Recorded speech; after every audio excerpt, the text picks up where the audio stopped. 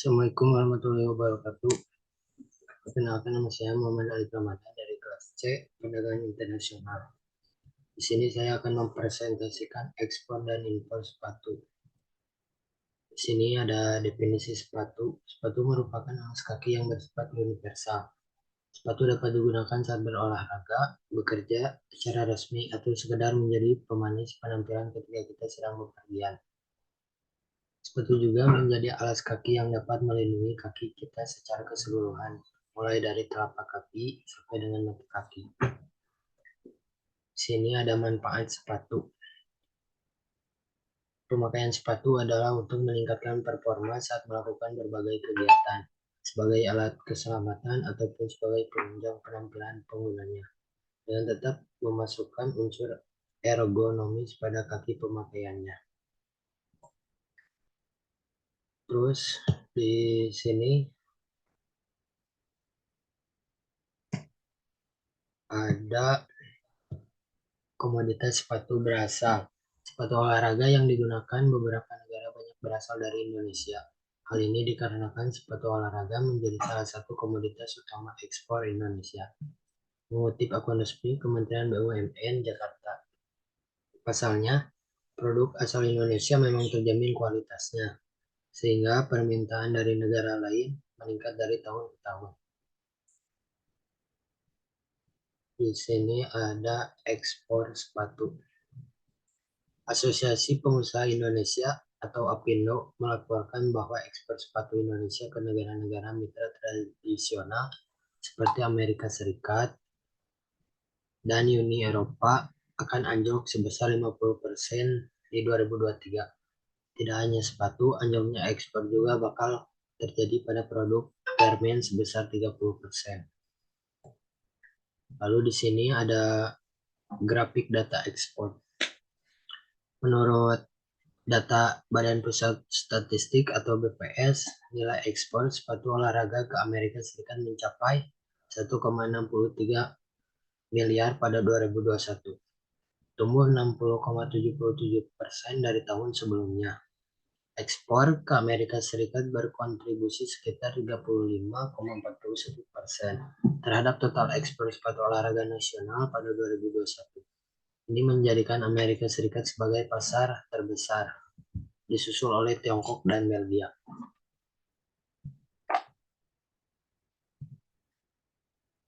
Lalu di sini ada tujuan ekspor. Tujuannya, para produsen sepatu terus melakukan penjualan ekspor untuk meningkatkan pertumbuhan ekonomi nasional dengan menyumbang devisa negara dan kembali memperkuat nilai rupiah, namun dengan tetap mengutamakan pemenuhan sepatu dalam negeri. Lalu di sini ada sumbangsi ekspor terhadap negara. Besarnya nilai sepatu terhadap ekspor negara juga tidak terlepas dari perannya dalam menunjang perekonomian negara dan juga mendukung pertumbuhan infrastruktur negara. Selanjutnya di sini ada saran. Sarannya besarnya nilai kelompok industri besi terhadap ekspor. Oh, ini salah. Berarti di sini sarannya besarnya nilai kelompok industri sepatu terhadap ekspor negara juga tidak terlepas dari perannya dalam menunjang perekonomian negara dan juga mendukung pertumbuhan infrastruktur negara.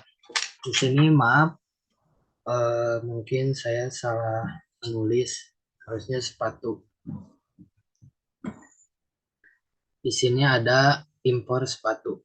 Manfaat dari kegiatan impor itu sendiri adalah memungkinkan suatu negara untuk memperoleh bahan baku, barang dan jasa suatu produk yang jumlahnya terbatas di dalam negeri ataupun yang tidak bisa dihasilkan di dalam negeri. Hal ini secara tidak langsung mendukung stabilitas negara. Lalu di sini ada negara asal impor sepatu. Pertama ada Tiongkok, Vietnam, Amerika Serikat, Italia, dan Korea Selatan.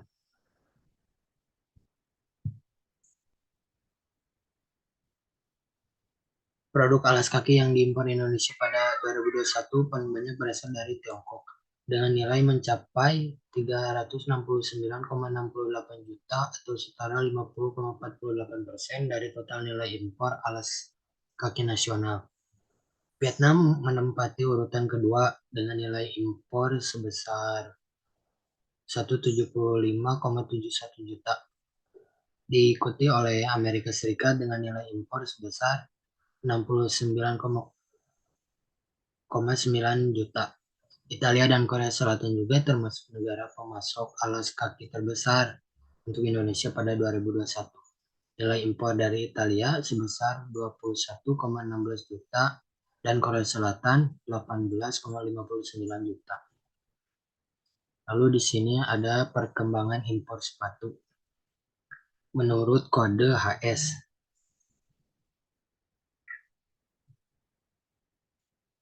menurut laporan Trademap ORG, sepanjang tahun 2021 Indonesia mengimpor produk alas kaki dengan nilai total 732,23 juta. Angka tersebut meningkat 18,62% dari tahun sebelumnya. Pada 2020, nilai impor alas kaki Indonesia tercatat sebesar 617,27 juta. Di sini ada saran agar nilai impor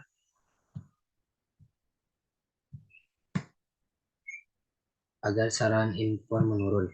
1. Perlu penelitian lebih mendalam dengan melakukan perumusan model yang lebih lengkap dan simulasi kebijakan lainnya terhadap faktor-faktor yang mempengaruhi produksi sepatu. Produksi sepatu nasional agar lebih komprehensif seperti simulasi kebijakan peningkatan harga sepatu nasional, simulasi kebijakan peningkat luas. Kedua, sangat diperlukan strategi serta kebijakan pemerintah dalam rangka upaya peningkatan produktivitas dan produksi sepatu nasional yang belum mampu memenuhi kebutuhan dalam negeri. Sini saya akan menjelaskan kesimpulannya. Dokumen yang digunakan dalam mengimpor barang pada dasarnya sama dengan yang biasanya digunakan untuk mengimpor barang pada umumnya. Dokumen tersebut yaitu dokumen induk dan dokumen penunjang yang terdiri dari purchase order, invoice, dan packing list, bill of lading, certificate of origin, insurance, dan laporan surveyor.